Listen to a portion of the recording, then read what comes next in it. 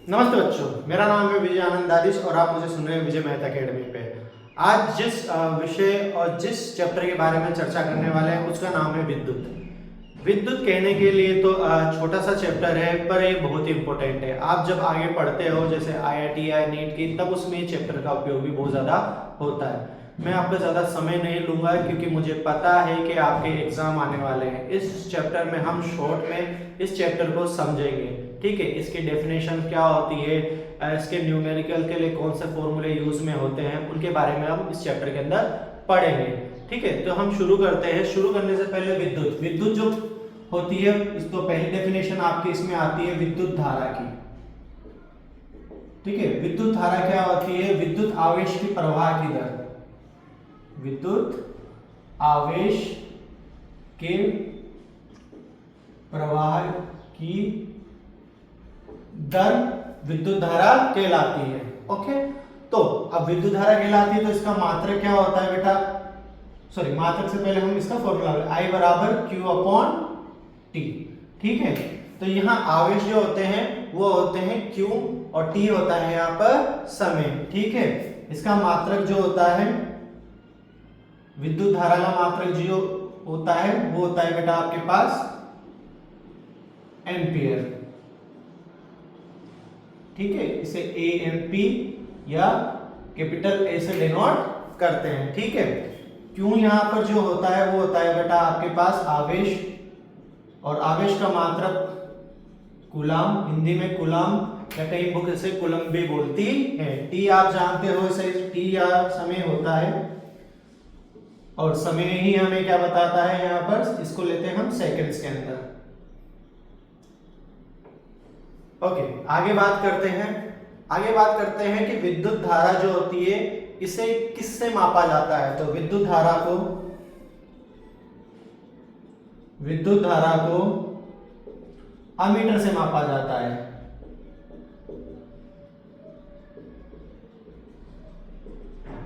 Okay, आगे चलते हैं। अमीटर किस क्रम में जोड़ा जाता है परिपथ में? तो अमीटर श्रेणी क्रम में जोड़ा जाता है।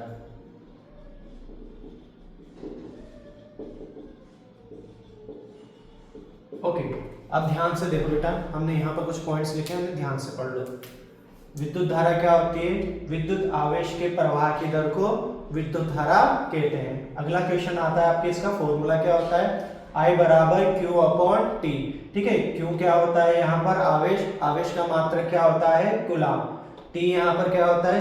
समय का मात्रक होता है सेकंड, ठीक है। और विद्युत धारा का मात्रक होता है आपके पास एम्पियर। विद्युत धारा को अमीटर से मापा जाता है और अमीटर श्रेणी क्रम में जोड़े जाते हैं। ओके, आवेश क्या होते हैं बेटा? जो ये विद्युत आवेश होते हैं ये होते हैं इलेक्ट्रॉन, जो चालक तार में प्रवाहित होते हैं। विद्युत आवेश जो होते हैं ये क्या होते हैं बेटा? आपके पास इलेक्ट्रॉन होते हैं, ठीक है। ये इलेक्ट्रॉन होते हैं जो विद्युत आवेश होते हैं, यानी किसी चालक तार के अंदर अगर आवेश फ्लो हो रहे हैं, दैट्स मीन उसका मतलब है कि उसमें इलेक्ट्रॉन फ्लो हो रहे हैं, ठीक है। इसे ध्यान से देख लो एक बार अच्छे से, इससे आपके MCQ क्वेश्चंस बनते हैं। मेनली ये वाला क्वेश्चन आपको हर बार पूछा जाता है कि विद्युत धारा को अमीटर से मापा जाता है, अमीटर श्रेणी क्रम में होता है।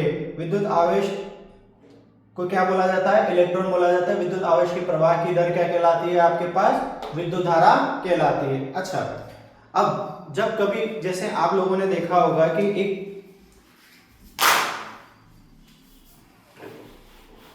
ठीक है, आगे बढ़ते हैं हम इसमें, ठीक है। जल्दी का काम करेंगे हम, थोड़ा फास्ट करेंगे क्योंकि हमारे पास टाइम बहुत कम बचा हुआ है, ठीक है। अब अमीटर से जब हम आगे बढ़ते हैं तो एक परिपथ होता है। जेन्युइन बात की जाए तो परिपथ में जैसे आपके पास यहाँ पर एक बल्ब होता है, इस बल्ब के थ्रू एक चालक तार जोड़ा जाता है। ये चालक तार आपके किसी बैटरी से और फिर एक कुंजी से जुड़ा हुआ होता है, ठीक है, ठीक है। ये बल्ब हो गया आपके पास, और ये कुंजी यानी कि के होती है।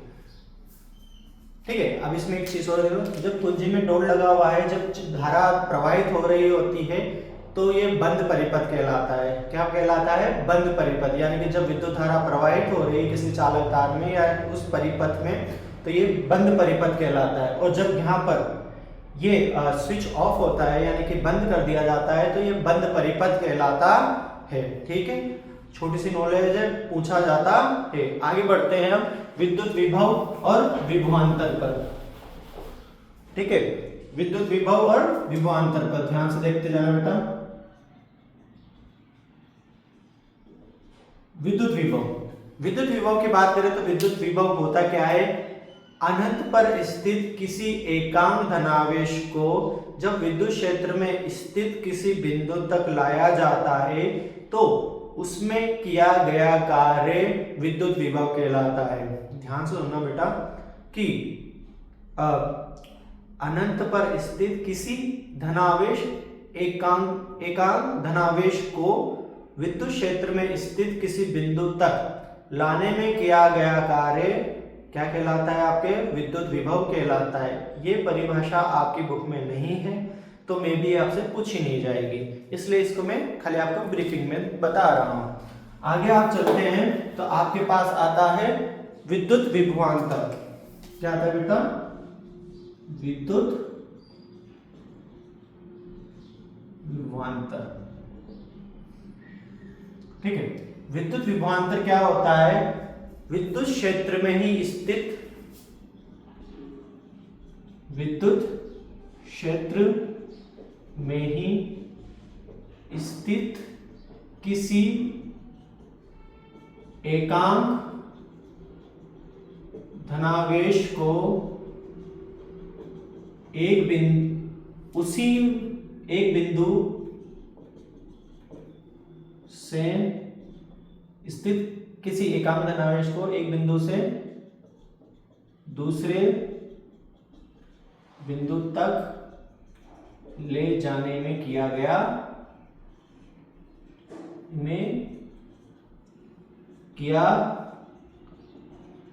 कार्य क्या कहलाता है? आपके पास विद्युत विभवांतर कहलाता है। विभवांतर कहलाता, ठीक है।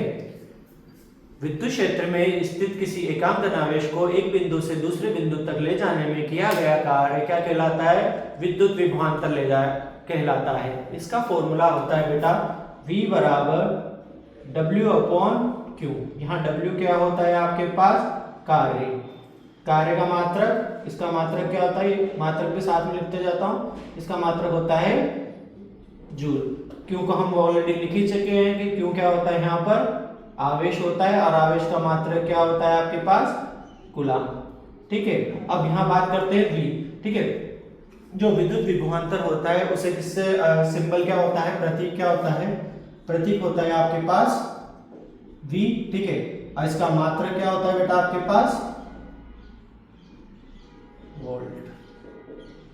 ठीक है, ओके। और अब इसको भी किसी न किसी से मापा जाता है, तो विभवांतर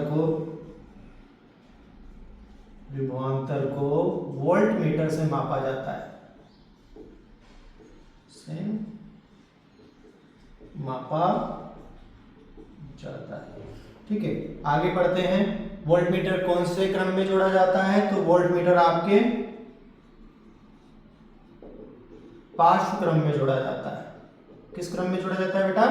पार्श्व क्रम में जोड़ा जाता है। ठीक है, ये नॉलेज है आपके पास, याद रख लेना कि विद्युत विभवांतर क्या होता है? विद्युत क्षेत्र में स्थित किसी एकांक धनावेश को एक बिंदु से दूसरे बिंदु तक ले जाने में किया गया कार्य विद्युत विभवांतर कहलाता है। V बराबर W अपॉन Q इसका फॉर्मूला होता है, जहां W क्या है? कार्य है, इसका मात्रक होता है जूल। Q क्या है? यहाँ पर आवेश है और आवेश का मात्रक होता है कूलम। ठीक है, प्रतीक क्या होता है विभवांतर का? कैपिटल V होता है। मात्रक क्या होता है? वोल्ट होता है। विभवांतर को वोल्ट मीटर से मापा जाता है। वोल्ट मीटर किस में जोड़ा जाता है? पार्श्व क्रम में जोड़ा जाता है। अच्छा, रिसेंट टाइम पे अब यहाँ तक जहां तक हमने पढ़ा है उसमें 2 क्वेश्चन आपके पास, सॉरी 3 क्वेश्चन बनते हैं। मैं हट जाता हूँ, आप लोग एक बार नोट कर लेना, एक बार ध्यान से देख लेना। ओके बेटा, इसे मैं रब कर रहा हूँ। ठीक है,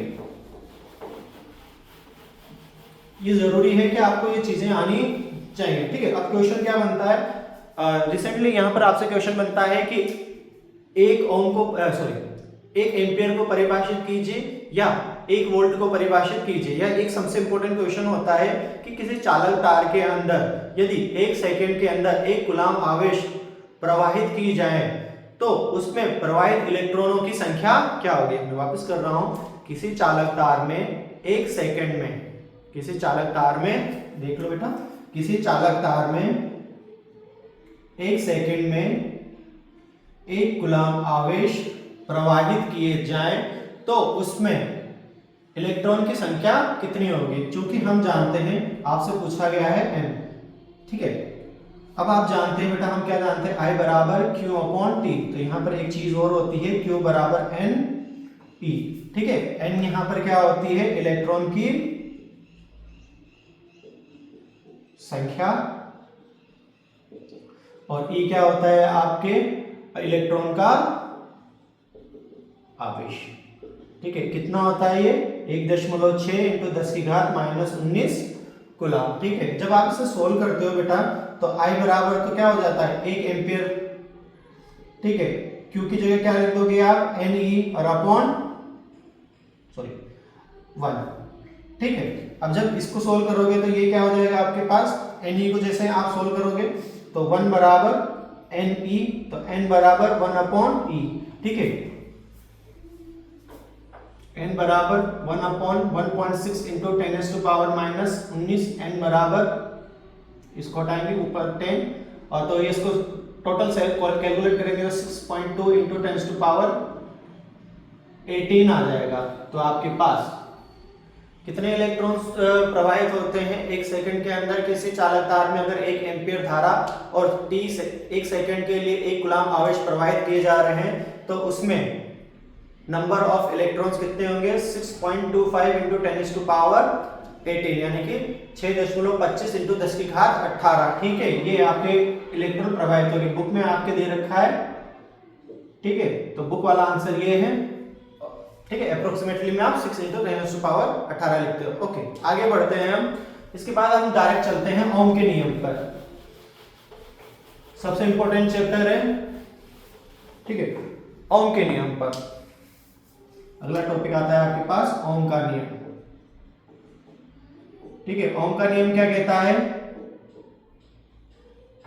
यदि किसी चालक तार की भौतिक अवस्थाएं ताप और दाब स्थिर कर दी जाएं तो उस चालक तार के सिरों पर उत्पन्न विभवांतर उसमें प्रवाहित धारा के समानुपाती होता है। मैं रिपीट कर रहा हूं, ध्यान सुनना। यदि किसी चालक तार की भौतिक अवस्थाएं स्थिर कर दी जाएं तो उस चालक तार के सिरों पर उत्पन्न विभवांतर उसमें प्रवाहित धारा के समानुपाती होता है। मतलब विभवांतर चालक तार में प्रवाहित धारा के समानुपाती होता है। ठीक है, समानुपाती का जब साइन हटाते हैं तो आपके पास आता है IR। R यहाँ पर क्या होता है, स्थिरांक होता है। क्या होता है बेटा, स्थिरांक या नियतांक बोल देते हैं। ठीक है, तो इस R को किस नाम से जाना जाता है, प्रतिरोध के नाम से। किस नाम से जाना जाता है, प्रतिरोध के नाम से जाना जाता है। क्योंकि ये ओम का नियम था तो ओम ने दिया था, तो इस वजह से प्रतिरोध का जो मात्रक होता है, प्रतिरोध का जो मात्रक होता है, प्रतिरोध का जो मात्रक होता है बेटा वो होता है आपके पास ओम। ठीक है, शॉर्ट में से इस तरह लिख दिया जाता है, टोपी बना दो। ठीक है, ये क्या बन जाता है आपके पास, ओम बन जाता है। ठीक है, प्रतिरोध क्या करता है, विद्युत धारा जो चालक तार में बहती है उसका क्या करता है, ये विरोध करता है। ठीक है, तो इसका फॉर्मूला क्या बन जाएगा, R बराबर V अपॉन I। ठीक है, अब प्रतिरोध किन कारकों पर निर्भर करता है। ठीक है, यहां तक हमने पढ़ लिया। अब बात करते हैं आपके पास प्रतिरोध किन कारकों पर निर्भर करता है। तो प्रतिरोध जिन कारकों पर निर्भर करता है, प्रतिरोध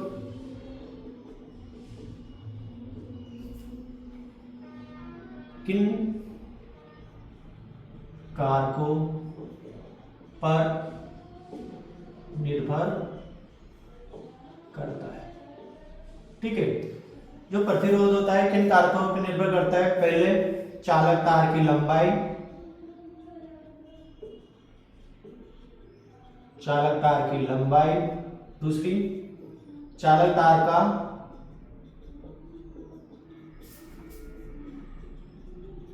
अनुप्रस्थ काट का क्षेत्रफल, ठीक है। और सी होता है चालक तार की प्रकृति, ठीक है। और 4 होता है आपके पास तापमान, मान सकते हो किसी चालक तार का, पर आपकी बुक में अभी ये 3 ही है तो इनसे ही हम अध्ययन करेंगे। चालक तार की लंबाई, चालक तार का अनुप्रस्थ का क्षेत्रफल। चालक तार की लंबाई जानते हो, तार की लंबाई जो जितनी हो वो अनुप्रस्थ काट यानी कि आपका जो तार होता है वो कितना मोटा होगा और कितना पतला होगा, जो ये वाला हिस्सा होता है ये कहलाता है अनुप्रस्थ काट, ठीक है। और चालक तार की प्रकृति कैसा होगा, वो लोहे का होगा या सिल्वर का होगा, गोल्ड का होगा, तो ये उसकी प्रकृति डिसाइड करती है। ओके, एक एक चीज पे अध्ययन करते हैं यहाँ पर अब वापस। तो पहला क्या लिखा हमने, चालक तार की लंबाई। तो चालक तार की लंबाई क्या होती है, R प्रोपोर्शनल L, इसे बोलते हैं समीकरण 1, ठीक है। दूसरा क्या बोला हमने, चालक तार के अनुप्रस्थ काट का क्षेत्रफल। तो चालक तार के अनुप्रस्थ काट का क्षेत्रफल, ठीक है। यहाँ पर लंबाई जितनी बढ़ेगी प्रतिरोध उतना बढ़ेगा। अनुप्रस्थ काट का क्षेत्रफल यानी तार जितना मोटा होगा प्रतिरोध उतना कम होगा, ठीक है। तो समीकरण 1 व 2 से, ठीक है। तो ये क्या बनेगा, R proportional L upon A। अभी रिसेंटली हमने प्रोपोर्शनल का साइन हटा के देखा था, जब प्रोपोर्शनल का साइन हम हटाते हैं तो प्रोपोर्शनल की साइन की जगह आता है आपके रो। अब ये रो क्या होता है, ये रो होता है आपकी प्रतिरोधकता, ठीक है। रो क्या होता है बेटा आपके पास, प्रतिरोधकता है। इसका मात्रक क्या होता है, प्रतिरोधकता का मात्रक देखो कैसे निकाला जाता है, रो बराबर RA अपॉन L, ठीक है। R का हम मात्रक जानते हैं क्या होता है ओम, क्षेत्रफल किस में आता है, मीटर स्क्वायर में, और नीचे ये किस में होगा, मीटर में, ठीक है। मीटर से 1 कैंसिल हो जाएगा तो ओम इंटू मीटर। तो प्रतिरोधकता का मात्रक क्या हो जाएगा बेटा आपके पास, ओम इंटू मीटर। कई बुक जब आप बड़ी क्लासों में पढ़ते हो तो इसे महो भी कहा जाता है, शॉर्ट में लिखना चाहो तो ओम को हम ऐसे लिखते हैं और ये एम, ठीक है। तो रो का मात्रक क्या हो जाएगा, यानी प्रतिरोधकता का मात्रक क्या हो जाएगा, ओम इंटू मीटर हो जाता है, ठीक है। जब आप आगे इस चैप्टर में पढ़ोगे तो प्रतिरोधकता के लिए आपको टेबल दे रखी है, सारणी बना के दे रखी है, उसमें एक आधे को अगर आप याद कर लोगे, यानी कि डायरेक्ट देता है क्वेश्चंस के अंदर आपको प्रतिरोधकता डाटा दिया होगा, तो आपको इतनी घबराने की जरूरत नहीं है, उन डाटा को इतना याद करने की जरूरत नहीं पड़ेगी। हाँ, कुछ एक को जैसे सिल्वर वगैरह का याद कर लो या आप तांबे का याद कर लोगे तो वो काफी हो जाएगा आपके पास, उतना ही काफी है, ठीक है। अब इससे आगे चलते हैं तो अब सीरीज आती है आपके पास कि किस क्रम में जोड़ा जाता है प्रतिरोधों को। ओके, आप लोगों ने नोट कर लिया होगा, ठीक है। अब किस क्रम में जोड़ा जाता है, तो 2 क्रम में प्रतिरोधों को जोड़ा जाता है, ठीक है।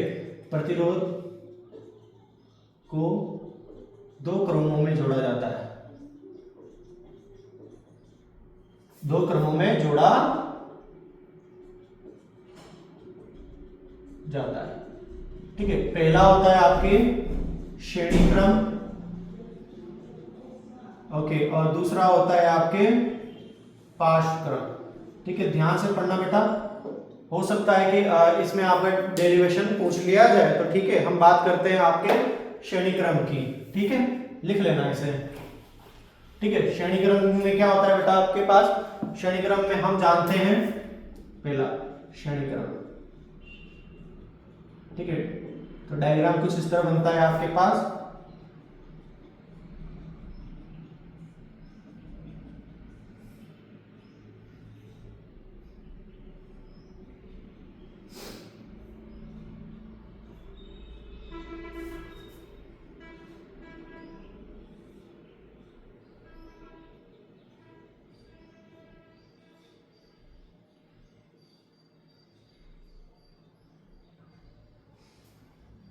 ठीक है।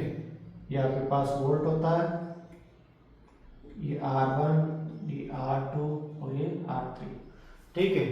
तो श्रेणीक्रम प्रतिरोध क्या होता है, जब चालक तार में 3 प्रतिरोधों को किस क्रम में जोड़ा जाए, जैसे प्रथम प्रतिरोध का दूसरा सिरा दूसरे प्रतिरोध के प्रथम सिरे से, दूसरा प्रतिरोध का दूसरा सिरा तीसरे प्रतिरोध के पहले सिरे से जोड़े जाते हैं, तो इस क्रम को हम श्रेणी क्रम कहते हैं। ओके, इसके अंदर जो विद्युत धारा प्रवाहित होती है वो समान होती है। ठीक है, मेन बात क्या होती है इसमें, विद्युत धारा क्या होती है बेटा, विद्युत धारा का मान समान होता है।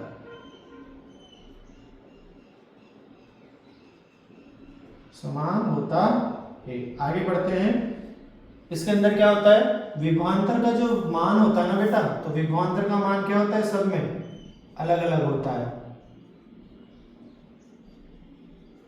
ठीक है, इसमें विभवांतर का जो मान होता है, विभवांतर का मान अलग अलग होता है। ठीक है, ये याद रख लेना।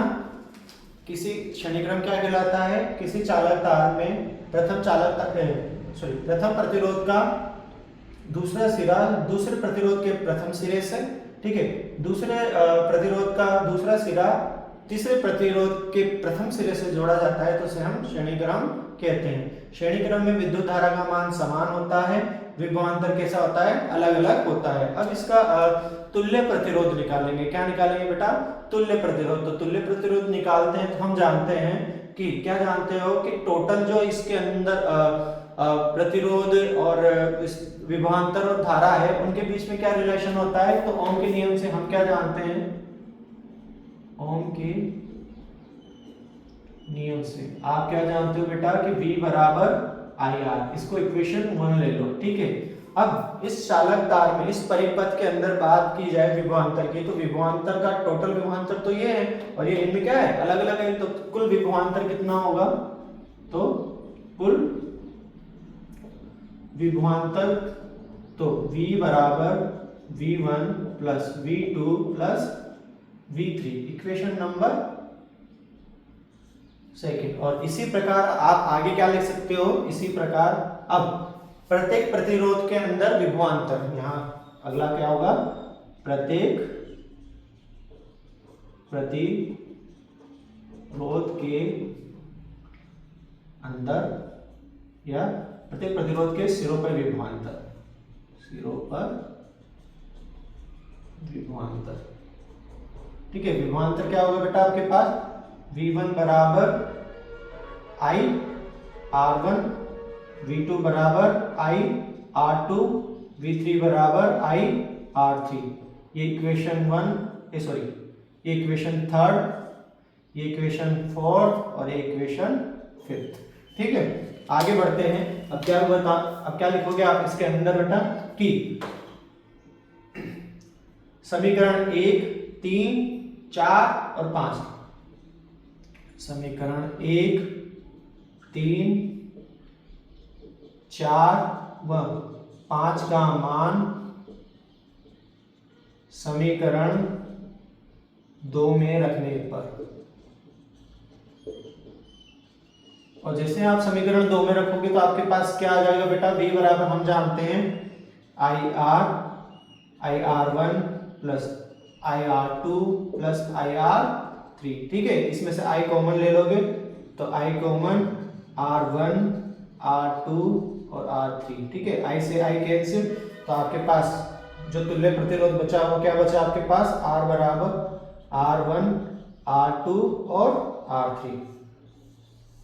ठीक है, ये क्या बचता है आपके पास, तुल्य प्रतिरोध होता है, तो R बराबर R1 plus R2 plus R3 आपके पास होता है। ठीक है, ध्यान से देख लेना, एक बार नोटिस कर लो सारी चीजें। ठीक है, विद्युत धारा का मान समान होता है, विभवांतर का मान अलग अलग होता है। ठीक है, ये आपके पास प्रत्येक चालक तार के अंदर विभवांतर का मान क्या होगा, अलग अलग होता है। ओम के नियम से हमने सब चीजें लिखी। V बराबर IR हम जानते हैं, कुल विभवांतर कितना होता है, V बराबर V1 plus V2 plus V3, समीकरण 2 हो जाती है। प्रत्येक प्रतिरोध के स्वरूप विभवांतर क्या होता है, V1 बराबर I R1, V2 बराबर I R2 और V3 बराबर I R3। ठीक है, समीकरण 1, 3, 4, 5 का मान समीकरण 2 में रखने पर आपके पास वैल्यू क्या आ जाती है, R यहाँ पर तुल्य प्रतिरोध होता है। तुल्य प्रतिरोध को क्या नाम देते हैं हम, R1 plus R2 plus R3 होता है। ठीक है, आगे बढ़ते हैं हम। अब बात करते हैं पार्श्व परावर्तन में। ठीक है, पार्श्व परावर्तन में हाँ, न्यूमेरिकल आपको जो भी डाउट हो बेटा कि कमेंट सेक्शन के अंदर आप वहां पे कमेंट कर देना कि आपको इस चैप्टर से रिलेटेड कौन सा प्रश्न के अंदर यानी कि बुक के अंदर वाला हो या प्रश्न जो आपके अभ्यास में दे रखा हो उसमें कोई दिक्कत हो तो वो मुझसे पूछ सकता है, कमेंट कर देना। मैं आपको एक नई वीडियो बना के उसमें आपको सारी चीजें समझा दूंगा। ठीक है, अब आगे बढ़ते हैं हम पार्श्व परावर्तन, सॉरी पार्श्व श्रेणी, पार्श्वक्रम, सॉरी माय मिस्टेक, पार्श्वक्रम। पार्श्वक्रम क्या होता है बेटा? पार्श्वक्रम में होता क्या है कि जो जितने भी प्रतिरोध होते हैं ना बेटा,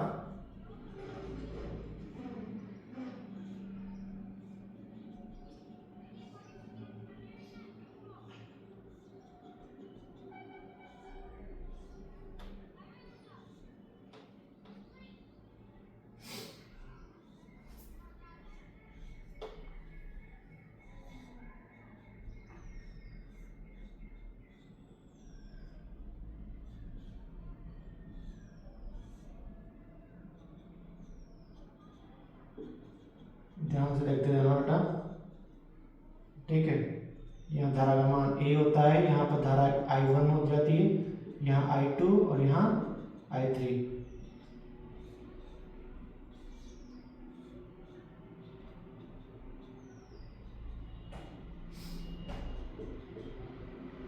ओके, अब ध्यान से देखोगे बेटा तो इसमें क्या हो रहा है, आपके धारा का मान अलग अलग हो रहा है और विभवांतर कैसा होता है, इसमें इक्वल होता है। ठीक है, तो यहाँ पर पहला पॉइंट आपके पास इसमें जो पूछा जाता है, यहाँ पर क्या होता है कि विद्युत धारा का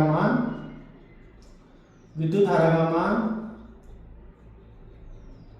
अलग अलग होता है, अलग अलग होता है।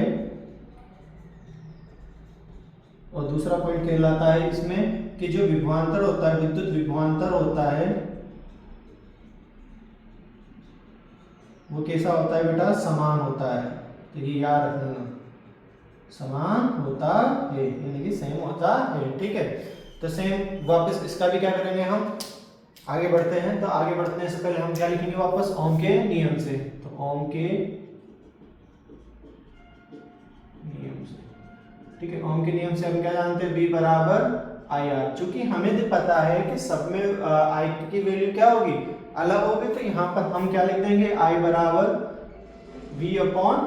ये इक्वेशन हो गई आपके पास प्रथम। तो अब प्रत्येक चालक तार के प्रतिरोध में, प्रत्येक चालक तार के प्रतिरोध में विद्युत धारा या कुल विद्युत धारा अगर पूछी जाए तो कुल विद्युत धारा के लिए हम क्या जानते हैं, I बराबर I1, I2 और I3। ठीक है, अब इसमें बात करते हैं आपके कुल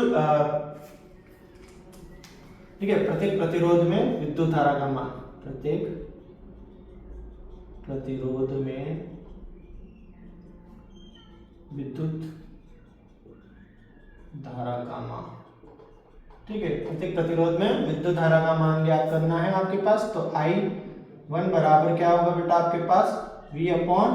चूंकि हम जानते हैं विभवांतर क्या होगा उसमें समान है। ठीक है, तो ये इक्वेशन नंबर इसे सेकंड हो गई, ये इक्वेशन नंबर आपकी थर्ड हो जाती है। I2 बराबर V/R2 इक्वेशन नंबर 4 और I3 बराबर क्या हो जाता है, V/R3 इक्वेशन नंबर 5। ठीक है, तो वापस सभी चीजों को कैसे लिखेंगे, इसमें लिखेंगे समीकरण 1, 3, 4 और 5। ठीक है, समीकरण 1, 3, 4 व 5 का मान समीकरण 2 में रखने पर, समीकरण 2 में रखने पर। ठीक है, और जैसे आप इसको वैल्यू को रखोगे तो आपके पास क्या जाएगा, V/R1 plus V/R2 plus V/R3। ठीक है, इसमें से V कॉमन आ जाएगा तो 1/R1 plus 1/R2 plus 1/R3। ठीक है, V से V कैंसिल हो जाएगा तो आपके पास जो तुल्य प्रतिरोध आएगा वो क्या आएगा, तुल्य प्रतिरोध नहीं आएगा अभी, 1/R2 1/R3। ठीक है, ये फॉर्मूला किसके लिए बनता है आपके पास, अगर पाश क्रम में आपको क्या ज्ञात करना हो, प्रतिरोध ज्ञात करना हो, तो उसके लिए ये फॉर्मूला जनरेट होता है। और जब आप इसे वैल्यू निकाल रहे होंगे तो इनका इन्वर्स करना पड़ेगा। जैसे आप इसे सोल्व करने के बाद 1/r को r निकालना पड़ेगा, जब जाके आपका आंसर परफेक्ट होगा। ठीक है बेटा, ध्यान रखना पाश क्रम में क्या होता है, विद्युत धारा का मान अलग अलग होता है, विद्युत विभवांतर एक समान होता है। ठीक है, ये डेरिवेशन आपको पूछ सकता है कि अगर आपसे पूछा जाए कि पाश क्रम में फॉर्मूले को क्या कीजिए, व्युत्पन्न कीजिए, तो आपको व्युत्पन्न करना पड़ेगा। ठीक है, अब आगे बढ़ते हैं। ठीक है, अब विद्युत धारा चालक तार में ताप का प्रभाव क्या होता है। ठीक है, एक प्रकृति हमने पढ़ी थी, मैंने कहा था आपसे पूछा जाएगा। तो विद्युत चालक में ताप का प्रभाव क्या होता है, जैसा कि आप जानते हो कि आपके पास विद्युत इस्त्री हो गई, ठीक है, हीटर हो गया आपके पास, ठीक है, टोस्टर हो गया, इनमें किसका यूज किया जाता है, इलेक्ट्रिसिटी का यूज किया जाता है। और ये किस बेसिस पे काम करती हैं, तो ये काम करते हैं जूल तापन के नियम पे। बात करते हैं हम जूल तापन का नियम। ठीक है, जूल तापन का नियम, ठीक है, ये क्या कहलाता है, IH बराबर I² RT। ठीक है, जूल तापन का नियम क्या होता है आपके, I² RT। तो यहाँ पर ये कहता है, मैं शॉर्ट में बता रहा हूँ बेटा, जरा डीप में नहीं जाऊंगा, क्योंकि आपको मुझे पता है कि अगर आप इस वीडियो को पूरा तो देखोगे ही नहीं, ठीक है, तो थोड़ा ही देख पाओगे, तो थोड़ा देखोगे तो कम से कम आपको इतनी नॉलेज मिल जाए कि आप इस चैप्टर को इजीली याद कर लें। क्योंकि मैं आपके साथ मेहनत कर रहा हूँ, एक एक चीज को अच्छे से ब्रीफिंग कर रहा हूँ, तो आशा करता हूँ कि आप भी मेरे साथ मजाक नहीं करेंगे, पूरा वीडियो देखेंगे। जिन बच्चों को नीड है वो इस वीडियो को शेयर करके आगे अन्य बच्चों को तक पहुंचाएं, ताकि वो भी जो पढ़ना चाहते हैं, जिनको कभी कोचिंग वगैरह अवेलेबल नहीं हुई, तो वो उनके लिए अवेलेबल हो जाएगी। ठीक है, तो H बराबर आज के जूल तापन का नियम कहता है किसी चालक तार में प्रवाहित उत्पन्न ऊष्मा, किसी चालक तार में उत्पन्न ऊष्मा, किसी चालक तार में विद्युत धारा प्रवाहित करने पर उत्पन्न ऊष्मा, चालक तार में धारा प्रवाहित करने पर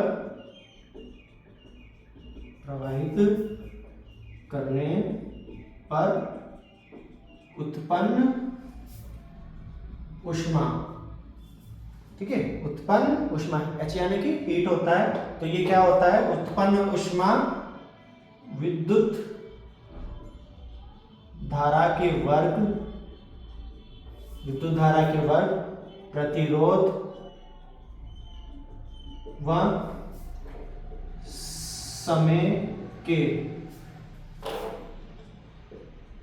गुणनफल के बराबर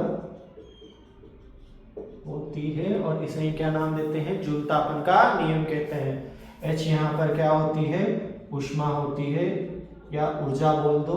ठीक है, इसका मात्रक क्या होता है बेटा, जूल होता है। I बता ही चुका हूँ, I क्या होता है, यहाँ पर विद्युत धारा होती है, R क्या है, प्रतिरोध है, और T क्या होता है बेटा, यहाँ पर समय होता है। ठीक है, तो ये फॉर्मूला बनता है H बराबर I² RT। ठीक है, कई बार क्या होता है, फॉर्मूला घूम जाता है कहीं, तो ओम के नियम से आप क्या जानते हो बेटा कि V बराबर IR, तो I बराबर क्या हो जाएगा बेटा, यहाँ V/R। तो इसमें वैल्यू में जब आप इस फॉर्मूले में वैल्यू रखते हो, तो H बराबर V/R का whole square into R into T, तो H बराबर आपके पास क्या आ जाएगा बेटा, V² RT।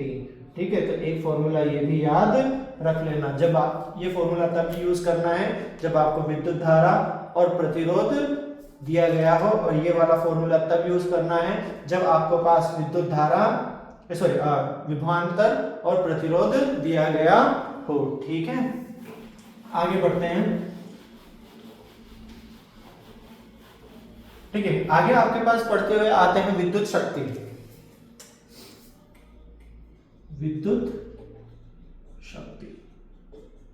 ठीक है, तो विद्युत ऊर्जा को उपयोग में ली गई दर, ठीक है, वो क्या कहलाती है, विद्युत शक्ति कहलाती है। ठीक है, वापिस बोल रहा हूं, विद्युत ऊर्जा का उपभुक्त या उपयोग में ली ली गई दर क्या कहलाती है, उनकी दर क्या कहलाती है, विद्युत शक्ति कहलाती है। इसका फॉर्मूला क्या होता है बेटा, P बराबर VI। ठीक है, इसका फॉर्मूला क्या होता है, P बराबर VI। ठीक है, अब P की वैल्यू हम, ठीक है, मात्रक क्या होता है इसका, विद्युत शक्ति का वाट। ठीक है, ठीक है, VI से आप पता है इसे कि क्या होता है। ठीक है, अब एक और चीज होती है विद्युत ऊर्जा क्या होती है, यहाँ पर एक और चीज को पढ़ लेते हैं। तो बेटा विद्युत ऊर्जा होती है E, इसे इसका फॉर्मूला होता है E बराबर P इंटू T। ठीक है, यानी कि विद्युत शक्ति और वॉट। ठीक है, तो यहाँ पर एक लास्ट में एक छोटा सा फॉर्मूला और एक छोटी सी चीज पूछी जाती है आपके पास। ठीक है, याद रख लेना, ये आपके पास फॉर्मूले होते हैं विद्युत शक्ति के। वॉट होता है पावर, मात्रक क्या होता है विद्युत शक्ति का, वाट होता है। ई का मात्रक क्या होता है आपके पास, इसको लिखोगे तो ये क्या होता है, इसका मात्रक जूल जूल घंटा। ठीक है, यानी ये आवर्स होते हैं, जूल आवर्स होते हैं या किलोवाट, सॉरी वॉट घंटा होता है या शॉर्ट में से जूल होता है। ठीक है, ऐसे जूल होता है और ऐसे लिखा तो वॉट इंटू घंटा होता है। आगे चलते हैं आपके पास। ठीक है, एक लास्ट है और एक फाइनल है, तो उसके अंदर क्या है बेटा आपके पास कि 1 किलो वॉट प्रति आवर को जूल में बदलिए। ठीक है, क्वेश्चन है आपके पास 1 किलो वॉट हावर्स को जूल में बदलिए। ठीक है, तो 1 किलो आउट बराबर 1 किलो को कितना लिख दोगे आप, 1000, और हावर्स को सेकंड में चेंज करना है तो सेकंड में कितना हो जाता है आपके पास बेटा, 60 इंटू 60। ठीक है, इसको करोगे तो कितना होगा, 36 इंटू 10 टू पावर 1 2 3 4 5 आ जाती है। ठीक है, और इसको जब आप आगे लिखोगे 3.6 इंटू 10 टू पावर 6 जूल। ठीक है, तो 1 किलो पर आवर्स क्या होता है आपके 3.6 इंटू 10 की घात जूल होती है। इसे एक यूनिट भी कहा जाता है। आशा करता हूं कि आपको ठीक से चैप्टर समझ में आ गया होगा। आपको अगर लगे कि आपको कुछ इसमें कोई त्रुटि है तो मुझे बता दें। ठीक है, और इसके अलावा बच्चों से निवेदन है कि इसे ज़्यादा से ज़्यादा शेयर करें, क्योंकि मेहनत होती है बेटा, बड़ी मेहनत से इस चैप्टर को बनाया गया है और इतने अच्छे से मैंने आपको एक्सप्लेन किया, तो आशा करता हूँ कि आपको ये चैप्टर समझ में आएगा। Thank you so much.